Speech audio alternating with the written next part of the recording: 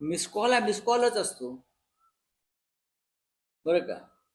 तुम्ही मिस कॉलचं एवढं काय घेऊन बसला ते लक्षात घ्या की महिला आरक्षणासंदर्भात शिवसेनेची भूमिका ही पहिल्यापासून स्पष्ट आहे. महिलांच्या राजकीय हिताआड शिवसेना कधीही आलेली नाही, येणार नाही.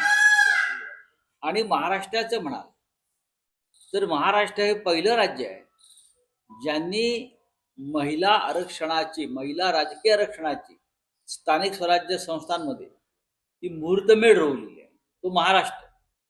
आपण जेव्हा ज्योतिबा फुले, सावित्रीबाई फुले यांचा संदर्भ देतो तेव्हा त्यांनी आम्हाला हेच मार्गदर्शन केलेलं आहे ना की महिलांना सक्षम बनवायला पाहिजे.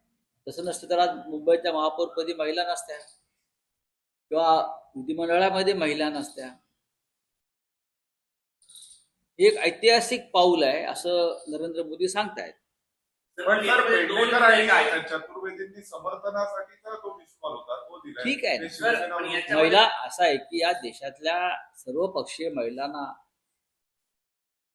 हे विधेयक आपलं वाटत असेल तर त्याला शिवसेनेनं किंवा अन्य कोणत्याही पक्षाने विरोध केलं. ज्या पद्धतीनं मतदारसंघाची पुनर्रचना न करता, ज्या पद्धतीनं जनगणनेची सुरुवात न करता या सगळ्या विषयाला पुढे नेलं जात आहे, तिथे वादाचा मुद्दा.